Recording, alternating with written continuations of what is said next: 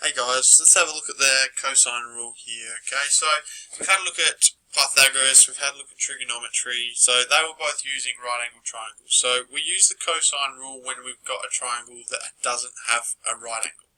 So for this, we use this rule. We've got the cosine rule here of a squared equals b squared plus c squared take 2bc cos of the angle A. Okay, so we use this once we've identified the sides of the triangle. So what we need to do is work out what goes with what. So first of all, we work out that, for example, if you've got what we call here angle A, you'll see opposite to it is side A.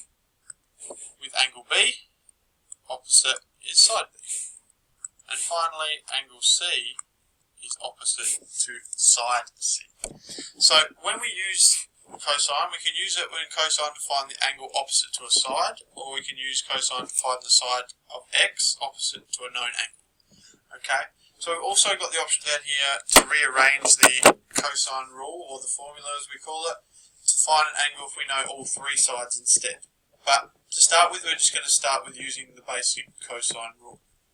Now, what we want to do is we'll have a bit of a look at an example here. So here's a question. Joanna is designing a triangular outdoor paved area as shown. How long is B to C? So this is your B to C side. So we want to find out the length of that. Right now, we don't know what the length of that is. So the first thing that we need to do is put in all the sides.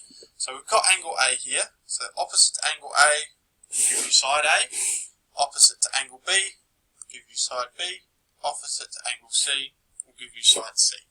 So from there, we'll also put it down here, so to go with the example that I've got down the bottom here. So we put the sides in now. Now what we can do is use the formula. So remember back, a squared is equal to b squared plus c squared. Take 2bc multiplied by cos to the power, cos angle A.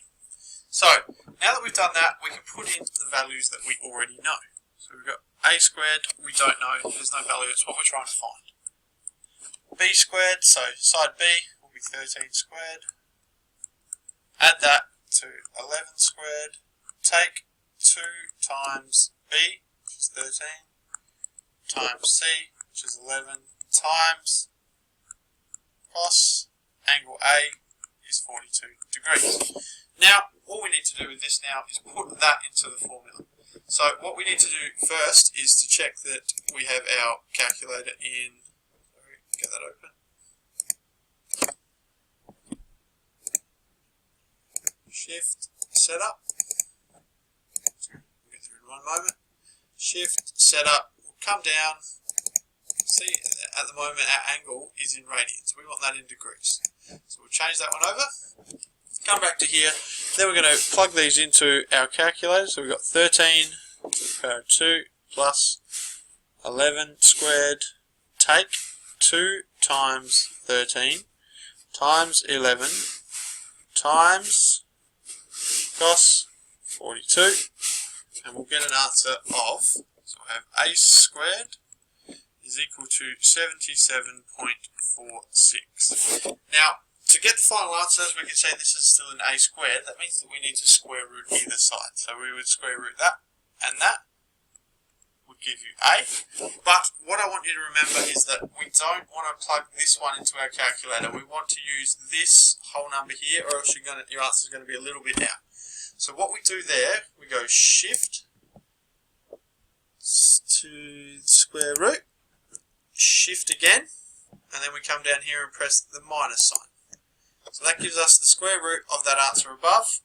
Press equals. That gives us 8.8, and we need to make sure that we put it into centimetres because that's the unit we were given to begin with. So what we need to remember, guys, to start this off, you need to identify the sides if they're not given, or identify the angles. Then you can plug it into the formula that it fits. So for example, if we're trying to find b squared, you would use this formula. If we're trying to find c squared, you're using this formula. Alright, so good luck, have a go, and if you've got any questions, we'll talk about that.